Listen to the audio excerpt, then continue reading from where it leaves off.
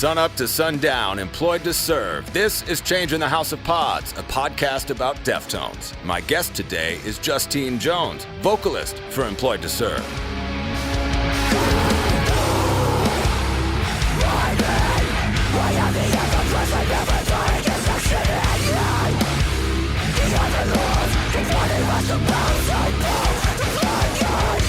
Conquering is the new album from Employed to Serve, released in September of last year, like this podcast, birthed in the pandemic. And that's when I found out Justine is a Deftones fan. She sang Elite for the Slay at Home Fest in June of 2020. And that was mind-blowing, if I'm being honest. Thanks to my really great friend Graham, who I host a metal show with on the radio here in Minneapolis, I was introduced to Employed to Serve probably in 2017 or 2018, and we play a ton of Employed to Serve on our show. It's called The Pit. You can hear it Saturday nights at 10 Central. Listen live on 93x.com. And Employed to Serve, as you can tell, they don't sound anything like Deftones. So it was extremely cool discovering that Justine loves them, and then even cooler when, fast forward to, I don't know, maybe late last year, beginning of this year, she reached out to Graham about playing some of the bands from her label, Church Road Records, on our show. And I'll tell you what, they got a lot of great bands on that roster. Palm Reader, Slow Crush, Grievo, just super cool bands across genres. And Justine's going to pick a couple of them to play on our show when she hosts it with us next Saturday, May 14th. Again, you can listen live on 93x.com. The Pit airs from 10 to midnight Central Standard Time. I'm not going to plug it again, but it's going to be super fun. Today, we're talking about Deftones. We'll start with how she got into them and her favorite albums. Justine has some very interesting thoughts about Gore and Saturday Night Wrist, which she likens to Fight Club, and already that makes her one of the coolest people of all time. I really don't need to pre-sell this anymore. This is my conversation with Justine Jones from Employed to Serve. Yeah, so when I was, I want to say 12, 13, I used to watch Scuzz and Kerrang TV religiously every morning before going to school. And yeah, I kept seeing Be Quiet and Drive, My Own Summer, and Back to School, those three videos always on repeat, and I've always loved them, but it wasn't until where their comeback album of Diamond Eyes, when that first song came out, I can't remember, it's boo doo doo boo doo doo, that one's so sick. And as soon as I heard that, I was they're my favorite band. That's so cool. And what else were you listening to at the time? I'm trying to think. At 12 or 13, right? That's what we're talking about? Yeah, so Nirvana was a big one, Nine Inch Nails, what else? A lot of Pearl Jam, Slipknot as well. I just got into Slipknot. For ages, they used to scare me. I think I got into Slipknot a little later because I was apprehensive about them because they're scary masks. I was a fragile child. I mean, you were 12, so that's forgivable. I used to listen to a lot of Kill Switch, Trivium, Bullet for My Valentine. Basically anything that played on Kerrang or got covered by them or Scuzz, I basically got into. They sort of curated my taste. Was that just regular television programming? Because I'm not terribly familiar with Scuzz, or I mean, I'm assuming Kerrang is Kerrang magazine is. Yeah. So that was sort of, I guess, MTV. You would see the music videos. It wasn't an on-demand music video service, though, was it? No. So my family had a Sky subscription, satellite TV. It was those, and that's pretty good. Yeah, I used to watch a lot of MTV2 and a lot of Cribs and Pimp My Ride. I could love Pimp My Ride. Dude, who didn't love Pimp My Ride? The most disappointing thing, though, is in the past couple of years, I feel or maybe in the past decade, who knows, people came out about Pimp My Ride and how a lot of the people got the upgrades to their rides weren't exactly upgrades, is what my understanding was. It's all for TV, so to speak. Yeah. I mean, what are you going to really do with a food slicer in your trunk? I don't know, but yeah, I'd find something to do with that for sure. Was it what rapper was it? Exhibit, wasn't it? Who did? Yeah. And what's cool? Just in the past couple of weeks, I saw Exhibit say on social media, he commented on a post or something, that Deftones are his favorite rock band. Well, he's got good taste as well. Doesn't that blow your mind? It blows my mind. And then somebody else put me on to a music video that is it's a rap video by the group The Alcoholics. And I believe Pharrell produced the song, but the video, Pharrell is like playing at this house party, and Deftones, Chino and Abe are his backing band. That's so sick. And Exhibit's in the video too. So I guess I think there's some connection there, dude. If Deftones had ever been on, like, I always wish that they had been on like Jackass or Pimp My Ride, or just done something hokey like that. There's such a culture band. Do you know what I mean? There's such a part of the era. Like, do you know what I mean? I feel like there's like so many people from all walks of life that love that band. Yeah, it's funny how they have been so huge, and they're like they've captured such a vast audience, but they still seem niche. Like, you know, they're still sort of I feel like swaths of people who aren't familiar, which is, I think, sort of what this podcast is all about too, is like, I don't know, trying to spread the word, I guess, but it's probably also just feeding the same people who have been consuming the band for all of these years anyways. But I digress. So, in going back to that time, did you have, when you were 12, 13 years old, just getting into Deftones, Diamond Eyes comes out, were your friends also into this, the same kind of music, like into these other bands? Did they get into Deftones with you? So basically, like, I listened to them a lot on sort of like the TV and everything like that when I was 12, 13. I think I'm trying to think how old I was in 2000, because in 2012, I think Diamond Eyes came out, if I'm not mistaken. 10. 10. Oh, there we go. I'm not a real fan. You are. I'm just a real nerd. But yeah, I think I was a bit older then. Oh God, how old have I been? I don't know. Late teens. You don't have to confess your age on this program. No, I'm proud to be 30. I feel my age finally. Success. That's awesome. But yeah, like, so I kind of I liked them, but they were sort of under, like, kind of not on my radar as much as the other bands I was listening to up until that album came out. And then kind of what happened is I sort of like bought like the pre-order of the CD, and then I went back and I just basically devoured their whole discography and just became an ultra fan, basically. And so from that point out, was it like the album's coming out, I'm there on release day, when it comes out, I'm buying the record, and that sort of fandom after that? Yeah, literally. And I think I managed to see them about 4 times in the past few years, because they don't actually play as much as they used to. Well, especially with the pandemic. But yeah, like, I managed to sort of see them 4 times since then. So yeah, they're a sick band. Do you remember when you first saw them? Yeah, I'm trying to think when it was.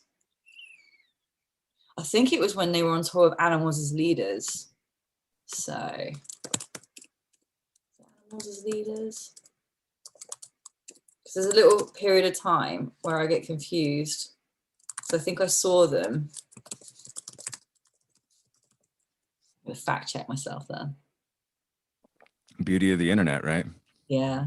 Oh, I think I can't find it, but for it not to be boring for your listeners, I saw them sort of like not soon after like Diamond Eyes came out, basically. Oh, really? Yeah. Oh man, that's sure it was of Animals as Leaders. So if you saw them sometime around 11, I always like to, like, because I am a super nerd. Like, I think 2011 Deftones is one of the, at that time, they were just on fire. Like, they were really, they came out of that cheese accident and reemerged. It was really an insane time for them to relaunch. I just think that there was so much energy in the band to think about seeing them for the first time in 2011 or 2012 in the Diamond Eyes cycle. Man, that's really cool. Like, I can see why you got even further sucked in, you know? Oh, massively. And I think I saw them like around that era when they came back to tour that album. And then I saw them again, I think a year or so later at Reading Festival 2013. I think that was the year that Eminem played. But it was really interesting because Reading Festival is very much like the mainstream radio kind of festival. So what's sort of like popular at the time is very much like dictates what kind of clientele go there. And at the time, like it was very much like grime sort of music was like kind of like the in thing. It still is over here. But even when Deftones played on the main stage, like loads of younger people went to see them. Like I felt like that was sort of like testament to how good of a band they are, that even people who are outside of their genre are going. That's I think that's absolutely right. And it's fun discovering that all the time. When people like The Weeknd not long ago talked about how Deftones were hugely inspirational when he was creating his House of Balloons albums.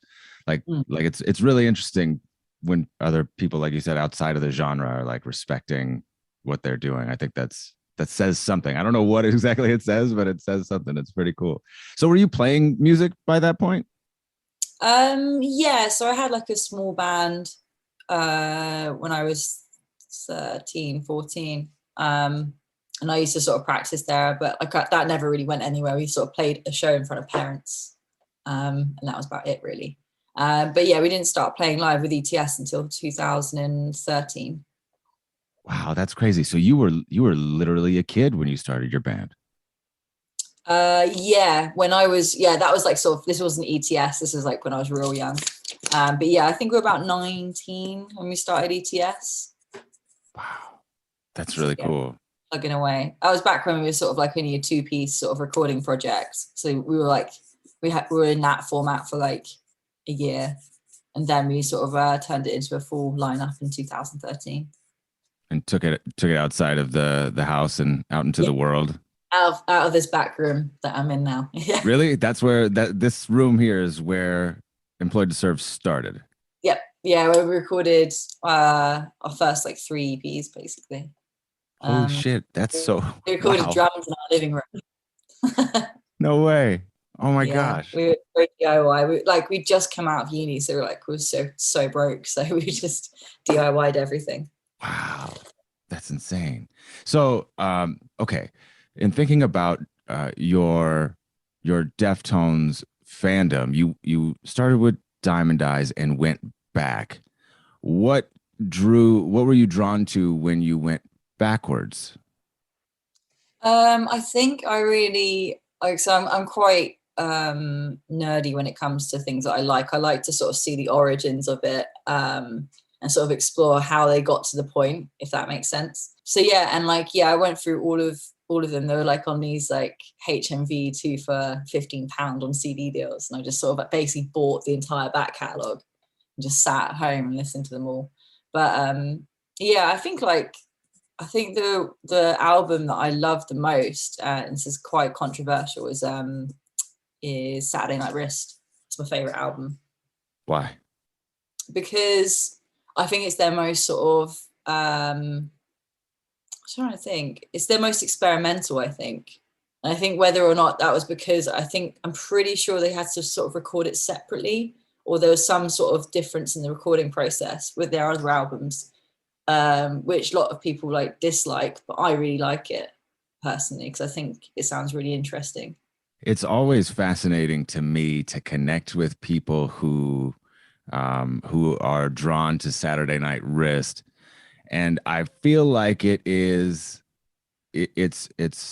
mostly folks who are 30 and younger. Like it's people who are going backwards instead of the people who sort of like me. Like when I was living through it, I remember wondering if my favorite band was even going to like put out an album, if they were going to exist. And then when they eventually released it, I don't think it was terribly well received. And so I think I'm sort of embroiled in those memories when I experience that album. Yeah. So what are the things that stand out? I mean, I understand about it being more experimental, and it is in a lot of ways. It's out there, but what are your favorite songs off of Saturday Night Wrist? Number 1 is Cherry Waves. Number 2 is Beware. And I also like Hole in the Earth and Mine as well. To be fair, I just like the whole thing as a piece. Like I love the progression of it. Like I don't drop in and listen to those songs. I'd listen to the whole album every time I put it on. And I think the fact that it wasn't a hit, like initially when it came out, I like albums like that because you actually have to work at them. They're not just an instant click. Like with obviously Diamond Eyes is a great album, but that like I instantly loved it. But with Saturday Night Wrist, I had to sort of like listen to it over and over again. I think that makes you like it more because you try harder. I don't know. It's weird. There's loads of films like that as well where like they, you know, bombed at the box office. It's like, I don't know, like Fight Club and Anchorman that are like cult classics now that no one got. And I feel like that's the kind of similar thing with Saturday Night Wrist. That is super cool. That is really cool. I love thinking about that album in that way. And I hadn't before. And yeah, I think that's really fascinating. So in terms of the progression forward, then you go from Diamond Eyes and consuming the back catalog to then what's the next album? Koi no Yokan. Yeah. So Koi no Yokan I was like really into. I loved it as well. Like that was like an instant one. And I was like very much sort of like circulating their back catalogue like quite often. And then like, yeah, sort of like my second favorite is Around the Fur. Is it Around the Fur? Yeah. It's confused between the song titles. I used to be so good at this, but now I listen to everything on Spotify. I know, right? I have no idea anymore. And it's really hard because they never actually put the title of the song. Like the title of the song is rarely ever in the song. Yeah. Yeah, it needs to be mentioned multiple times, doesn't it? My understanding is that a number of their songs, like the ones that are parenthetical, like Be Quiet and Drive or My Own Summer, Shove It, like the label insisted that they include lyrics from the song so that was the compromise, was adding the parentheses after. I believe that is how some of their song titles ended up being what they are. But after White Pony, I think, or maybe from White Pony forward, I think that all changed and they got sort of full license to. I was going to say they probably earned their label enough money by that point to be like, no. Yeah, no, we're going to go ahead and do what we'll do us. Yeah. But yeah, I think literally like I sort of went fully in. They're like one of the few bands apart from like my friends' bands where I actually pre-order their albums. Especially like the bigger bands, because obviously, you know, like it's gonna be widely available, but Deftones is like one of the few bands that have everything on pre-order still, no matter what. And even if like I'm not a fan of a certain album, I'll still buy it because it'll be like, you know, it'll be a very good album, but in context of their albums, do you know what I mean? They're in their own little league. Truly. Yeah, that's the great part about their discography is, you know, it's 9 or 10 albums now that like you've got a whole menu of moods and ambiances to get into, and there isn't really anything that is bad. It's just like, well, how do you feel today? I guess, you know what I mean? Yeah, like there's literally everything for every mood, isn't there? At that point, you can just circulate their albums infinitely and be fine. Is there one that you really connected with after Diamond Eyes, after you really started getting into the band, and not the back catalog, but the second half, I suppose? Is there one that you were like, wow? I think Koi no Yokan's like the next sort of favorite out of like those two as well. That's a really great album. What is it that you like about that album? I'm trying to think, really. I just think it's them like just completely in their final form, I feel. Like they took everything and they've been building over the entirety of their career. Oh no, I did the whole glasses push thing. Wow. Yeah. I'll straighten my tie here. Yeah. And yeah, like they just basically basically perfected, I feel, their sort of songwriting process, and everything's like amazing with it. Yeah, they're like, and I just think the production's just so like heavy. for like something that has a lot of melody as well, which I think is quite hard to do without sounding too disjointed. It's interesting to me when musicians talk about songwriting and composing an album, putting together an album. And Koino Yokan in particular is one that is really fully composed. In my mind, it feels like an album. Like it's not singles. It's a collection of songs, and that's something that has been pretty consistent. I feel like since Koino Yokan. Honestly, I think prior to that, there were maybe some moments where it, like Diamond Eyes, I think feels like it's got this energy that feels impulsive and sort of spur of the moment, I guess. Whereas like there are some songs, and the first half is just jumping, and the second half has got a little bit more of a vibe. But Koino Yokan is like this front to back arc. Gore is this front to back arc. Ohms is this same sort of arc. They're carrying you through this journey. How do you create that? Do you know, like as you're putting together an album, as you're creating an album for Employed to Serve, do you enter into like songwriting or just creating music with an idea in mind that you like strive for, or do you? And I know I'm asking you to sort of project your songwriting or creating process onto them, but with maybe some assumptions. But like, I wonder how they get there. Do you know what I mean? Like, Yeah. how do you get from ideas to this fully formed album? You know? Yeah, it's interesting actually, because like although I don't write any of the songs in ETS, but like when a band gets a song together, that more often than not you'll be like, that's the opener or that's the closer.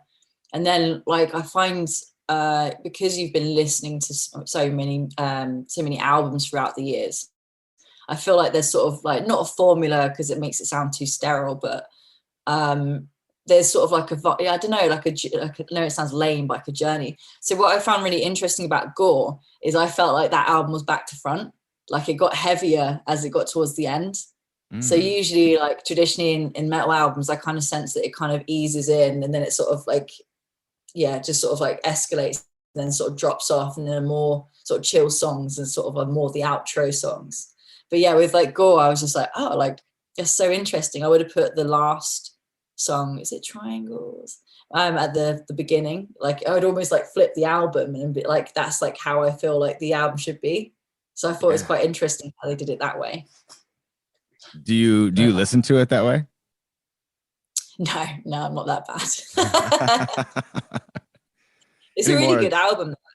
That's another one I had to sort of repeat listen to. I think the problem with them being so great is that you immediately sort of have your like, oh, this is going to be like amazing, and then if it doesn't like click with you immediately, you're like, oh, have they gone down? But they never have. It's just a case of just like with Saturday Night Wrist, you just need to listen to it more.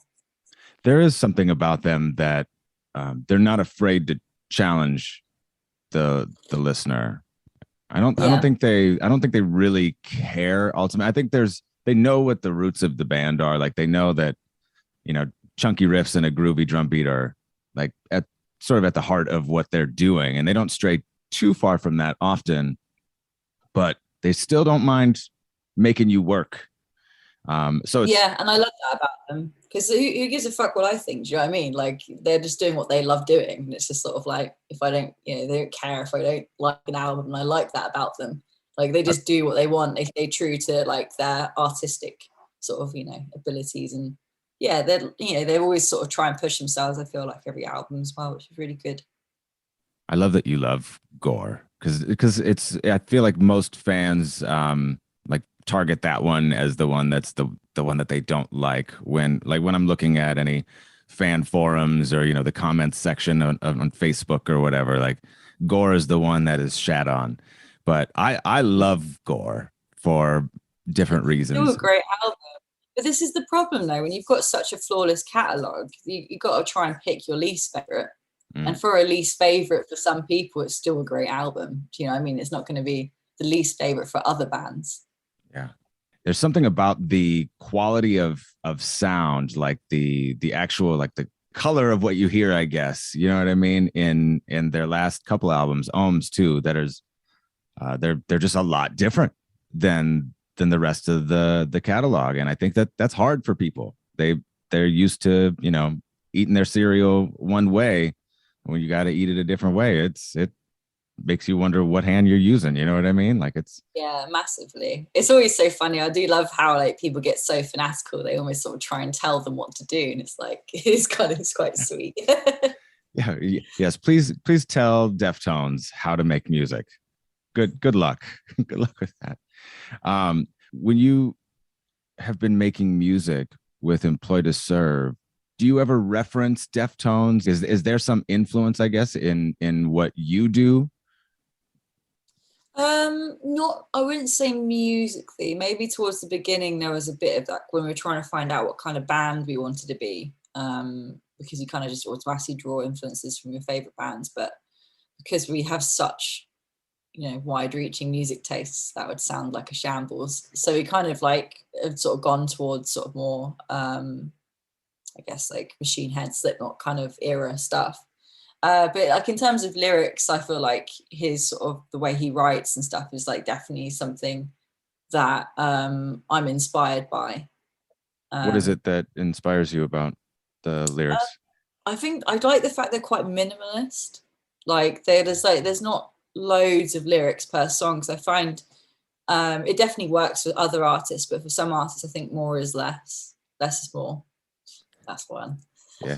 And I like the way it's like they're all really catchy and they're very I just think all the metaphors are pretty good as well. You never know who he's talking about, which I quite like, because that means you can sort of project your own situation onto it. And yeah, it's really fascinating. And especially for you as a lyricist to say that and to, you know, I listen to the music and I sort of am either just trying to learn the words or learn the sounds enough that I can sing along with it. You know what I mean? When I'm driving, but in terms of actually taking that and then creating, I think that's really cool to hear.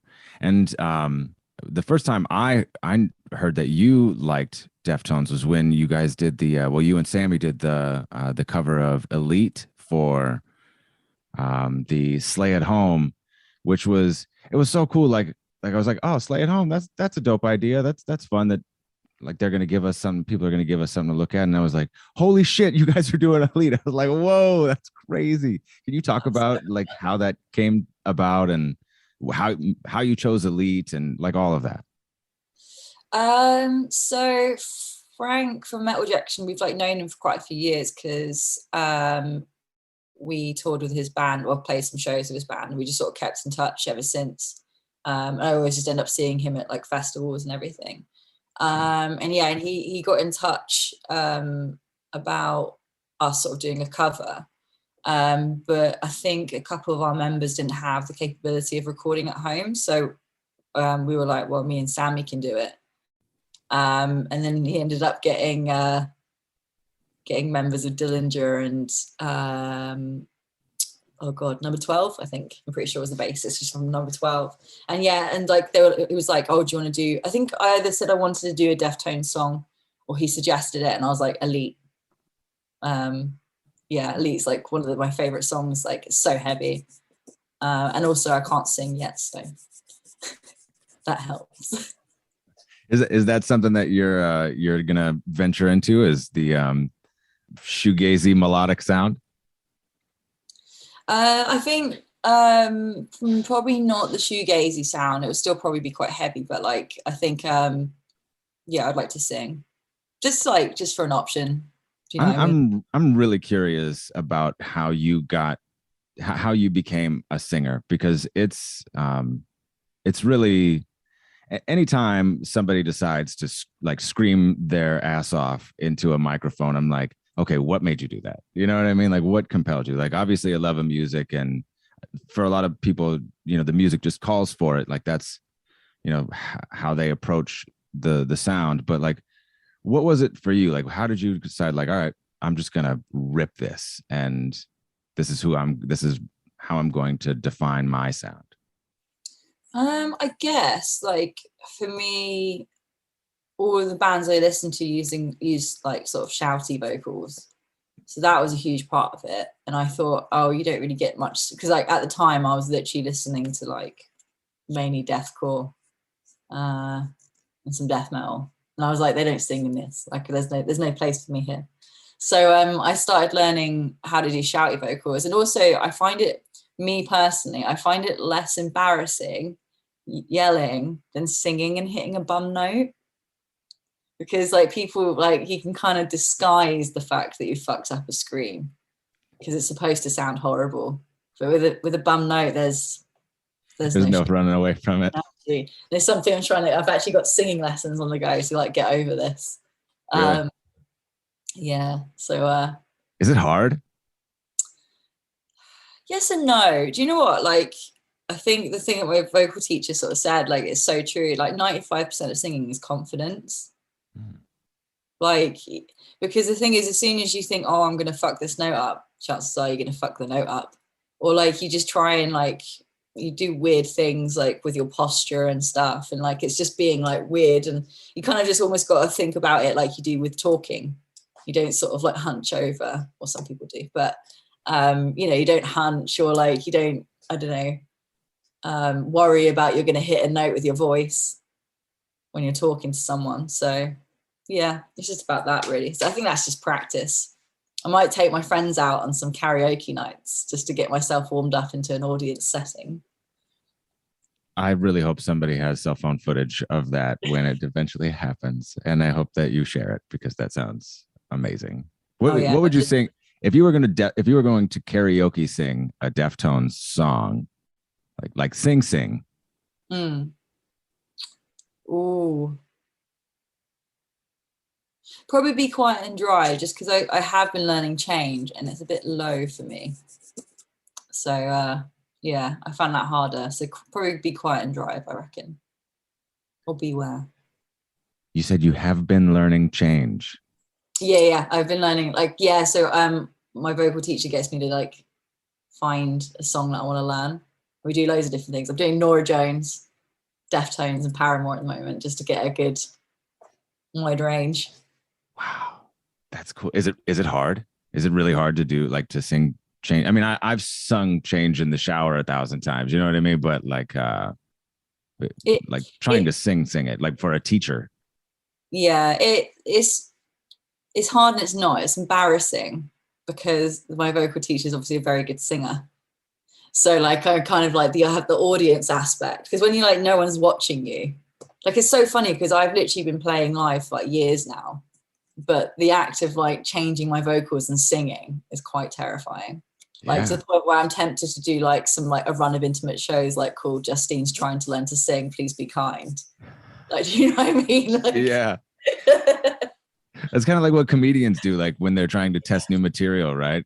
Yeah. They go out and they do those gigs and they work on their bits and sharpen up their toolbox and all of that.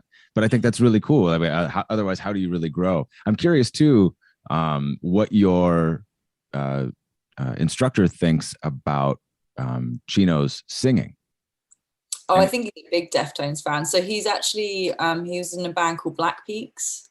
Yes. So he's the vocalist in there. So I think he's done he's an incredible vocalist. Because that's why I picked him as well, because he does the shouty vocals as well. That's cool. He loves Deftones. It's such a unique sound, Chino's voice. Like it's not traditionally like what I think one would point to as like, oh, that's a great singing voice. It's very, I don't know, specific to what they do. There isn't massively like he has lots of sort of mannerisms that are very much Chino. Like he sort of drops off notes at the end, sort of like almost like a sigh, and I quite like that about him. It's just like you can always like tell it's him. It's very much his voice, which I like. And the stage presence too, I feel like, is sort of singular, although like often copied and imitated, but never duplicated. Do you, in terms of like performing as a performer, I'm asking, like, what's your assessment of like what they do on stage? Because you've seen them a few times, you've performed a bajillion shows. Like, what do you describe Deftones as a live band for me? Ooh, I'm trying to think.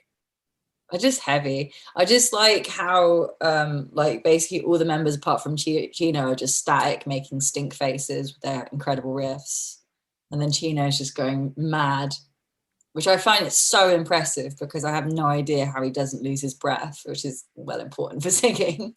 But he's like literally pacing like a wild animal. I love it.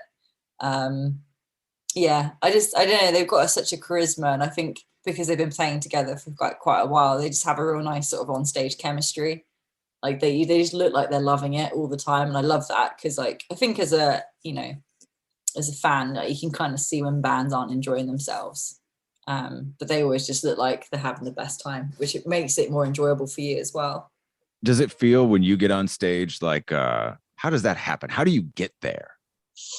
So I really like to shut myself away about an hour and a half before we play, just so I can kind of get in the mindset, because I still get quite nervous, but I quite enjoy the nerves, to be honest, because I feel like it's excitement more than anything. I just listen to loads of sick songs. I listen to loads of Korn and Limp Bizkit and like just do my vocal warm-ups and sort of like just get into that sort of like zone of playing. Because when I was younger, I used to like just drink and hang out and watch the other bands. Like I try and watch all the bands, but the ones like directly before us, like it's so hard, especially like, you know, as you're getting older, like you need to stretch, you need to like warm up. Like I'm pretty meticulous now with my warm-ups with my voice, just because I just don't ever want to, touch wood, need to have surgery or anything like that, because that's a very real, you know, thing for vocalists.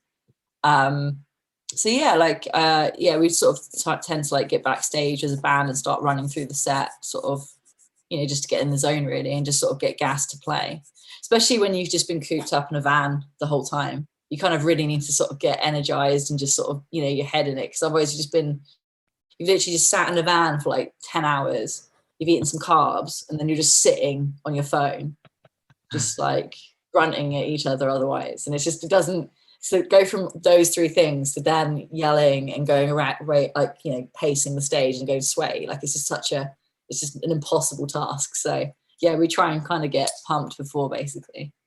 Yeah, I'm in the car for like 15 minutes and my knees crack. I'm stiff. I can totally relate to that. That does not like Velcro. Like yes. that's real. Okay, I would love to ask you too about Ohms, since it's the latest release. It sounds like you probably pre-ordered it and consumed it. Where are you sitting with Ohms?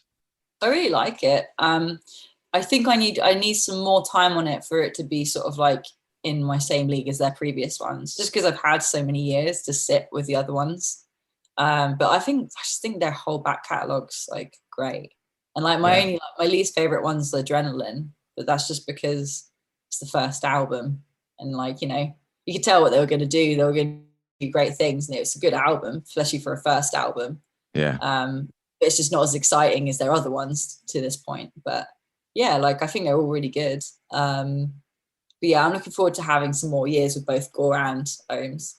Yeah, I on first listen, Ohms I was a little confused. I was a little drunk though, I'll be honest. I was excited and sort of like, it happens when you're drunk, you get confused. Yeah, I was a little confused. I was celebrating and whatnot, but yeah, now I'm over the top in love with it. But I've also been, like you said, working like to get it, to understand it. You know, I think it's one of those too that challenges you a little bit. So I hope you get to enjoy that process with Ohms in particular, because it does feel like it's one that's not instantly accessible.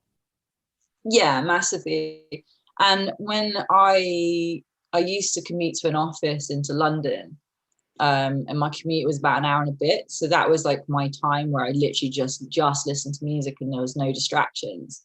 So I've had to start going like on late night walks with albums. So I'm that weird person walking around town, because otherwise when I put on albums and I'm like working, like I just don't take it in. Like it's really, I feel like with albums that you really have to just listen to them. But you know, if I'm just sort of sitting, I try to be better at this, but when I'm just listening to my vinyl, I tend to get distracted by my phone or just like various other things. So if I'm going for a walk or like having sort of a drive or a commute with an album is like so important for you to get into it. So I have yet to go on a late night walk with Ohm, so maybe I should do that. That's really cool. I think you should. Yeah, that's really cool. And that's a cool thing too. I'm eager to one day ask Deftones how they listen to music, where they're consuming music, because obviously they're massively influenced and clearly have libraries of musical knowledge. Like it's abundantly apparent even by like any of the reference of their influences, like all of the different types of music that they listen to. So it makes me wonder, like, are you guys just like crate digging all the time, or how do you find this stuff? You know what I mean? It's really, it's fascinating, and then listen to it. It's wild. It's really interesting to me. Okay, massively. Well, I always like to conclude these conversations with a request for a recommendation. It's going to put you on the spot a little bit, but this is inspired by something Chino said on a podcast where he only tweets out links to songs that he likes because he thinks the coolest thing that somebody could get from him on social media. So in that spirit, put me on to a few things, and it doesn't necessarily have to be music. It certainly can be, but it could be anything. Late night walks, and a book that you've read recently, or anything at all that you think people should check out. Ooh, I'll give you three things. So one's a book. So it's called Silence, and it's written by a explorer who reached all of the three poles. So he went to the South Pole, the North Pole, and he climbed Everest. And he did, I think it was either the South or the North Pole, he did as a solo trip with no connection to the outside world. Like, so you're supposed to take a radio with you, but on the first day of his trip, he just threw the batteries out of his radio. And the author is called, well, I loved it. I literally binge read it in a morning. Sounds like an insane person. I'm probably going to butcher saying his name, but it's Erling Kagge, like Kagge. So he's from Norway. And his books are brilliant. I've read two of his books so far. They're really good. I'm writing that down. But yeah, like it's one of the, like I rarely sort of do books in one sitting, and that was like one of the few exceptions. And for a bit of nepotism, I'm gonna shout out a Church Road band. We just did a new single from a band called Grey Wave, and the single's called Build. I think you'll like that. Kind of sounds a bit like, I don't know, Emma Ruffrund or Typo Negative. Cool. If you like Deftones, you probably might actually like this as well. I'm trying to think. Oh, and TV series. I just watched Inventing Anna, and I really enjoyed it. So I just watched the first episode of Inventing Anna. How does she talk like that? How does she go from Ruth to, how does she do that? I have no idea. Like I thought her accent was like really interesting. But yeah, like I just thought, I found it so interesting how like actors can do that. Like I don't know if you watched Killing Eve. But Eve but the, I can't remember what her name is, but the actual murderer in it, like she's from Liverpool. And I don't know if you ever heard a Liverpool accent from England. Like it's so different, and she's managed to put on like a Russian accent like very like flawlessly, and that kind of astounds me. That's awesome. Yeah, Killing Eve is a very good one as well. There we go. Killing Eve, Inventing Anna. Cool. We got 4 recommendations out of you. That's awesome. Gosh, she's so cool. You know, I think what Justine said about gore is super interesting. How it's backwards. There's something about gore, man. Like I was saying, Koi, Gore, Ohms, those albums, they have so much purpose. They feel very intentional to me. And like Justine said about Koi, it feels like Deftones in their final form. I find that interesting too. Recently, Sting made some headlines for taking shots at the Rolling Stones, but the context was that he said, bands are for teenagers. How could you want to be in a band? You can't evolve musically in a band. And I think there's probably some truth to that there are some boundaries or limitations that one has to work within when they create in a band. But to me, Deftones have magically found a way to continue to evolve, to reshape their final form. Like even within the context of the last 3 albums, Koi, Gore, and Ohms, they continue to push their art. And that's significant. That defies expectations and convention, and that's why Deftones are Deftones, man. They're the best. My thanks again to Justine Jones from Employed to Serve, truly one of the coolest and nicest, most thoughtful people I've had the pleasure of talking with. Check out Church Road Records, and if you're in Europe, catch Employed to Serve with Gojira this summer. My name is Woody. You can find me on Twitter and Instagram at Woodbruh if you want to talk about my favorite band with me. Hit me up. Thank you for listening to Deftones, and thank you for listening to Change in the House of Pods.